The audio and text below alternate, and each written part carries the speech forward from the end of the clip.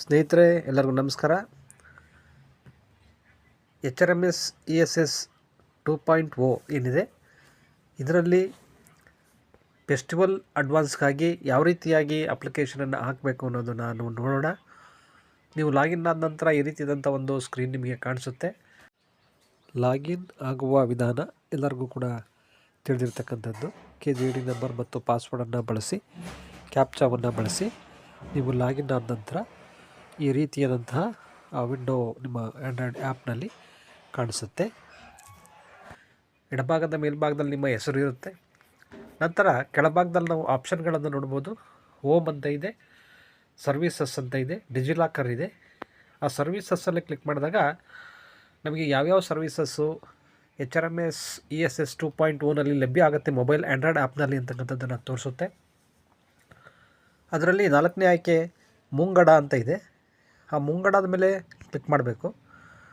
ಮುಂಗಡದ ಮೇಲೆ ಕ್ಲಿಕ್ ಮಾಡಿದಾಗ ನಿಮಗೆ ಸಕ್ರಿಯವಾಗಿರ್ತಕ್ಕಂತಹ ಮುಂಗಡಗಳು ಯಾವುದಿದೆ, ಈಗ ಆಕ್ಟಿವ್ ಇರ್ತಕ್ಕಂಥವುಗಳು, ಮುಚ್ಚಿದಂಥ ಈಗಾಗಲೇ ಕ್ಲೋಸ್ ಆಗಿರ್ತಕ್ಕಂಥದ್ದು ಯಾವುದಿದೆ, ಮತ್ತು ಅರ್ಜಿಗಳು ಯಾವುದಿದೆ ಅಂತಕ್ಕಂಥದ್ದು ತೋರಿಸುತ್ತೆ. ಅದರ ಕೆಳಭಾಗದಲ್ಲಿ ನಾವು ಹೊಸ ಅಪ್ಲಿಕೇಶನನ್ನು ಸೇರಿಸಿ ಅಂತ ನೀವು ನೋಡ್ಬೋದು. ಈ ಹೊಸ ಅಪ್ಲಿಕೇಶನನ್ನು ಸೇರಿಸಿ ಮೇಲೆ ಕ್ಲಿಕ್ ಮಾಡಿದಾಗ ನಮಗೆ ಫೆಸ್ಟಿವಲ್ ಅಡ್ವಾನ್ಸ್ ರಿಕ್ವೆಸ್ಟ್ ಅಂತ ಕೇಳುತ್ತೆ.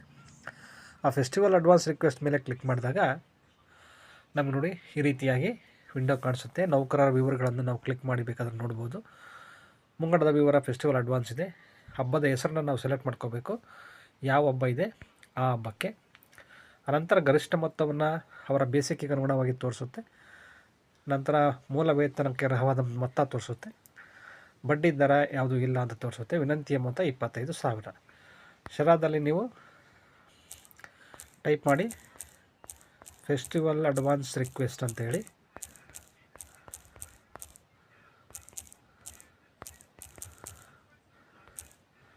ನಂತರ ಕೆಳಭಾಗದಲ್ಲಿ ಸಬ್ಮಿಟ್ ಅಂತಕ್ಕಂಥ ಆಯ್ಕೆ ಇದೆ.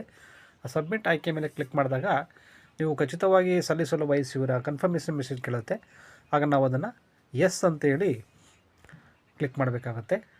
Festival advance request initiated successfully, awaiting for DDO ತೋರಿಸುತ್ತೆ. ನಿಮಗೆ ಯಾವತ್ತು ನೀವು ಅಪ್ಲೈ ಮಾಡಿದ್ದೀರಾ, ಎಷ್ಟು ಅಮೌಂಟು, ಮತ್ತು DDO ಹತ್ರ ಅದು ಈಗ ವೇಟಿಂಗಲ್ಲಿದೆ. ಅವರು ಅಪ್ರೂವ್ ಮಾಡಿದ ನಂತರ ನಮಗೆ ಫೆಸ್ಟಿವಲ್ ಅಡ್ವಾನ್ಸನ್ನು ನಾವು ಪಡೀಲಿಕ್ಕೆ ಸಾಧ್ಯ ಆಗುತ್ತೆ. ಈ ರೀತಿಯಾಗಿ ಫೆಸ್ಟಿವಲ್ ಅಡ್ವಾನ್ಸನ್ನು ನಾವು ಅಪ್ಲೈ ಮಾಡ್ಬೋದು.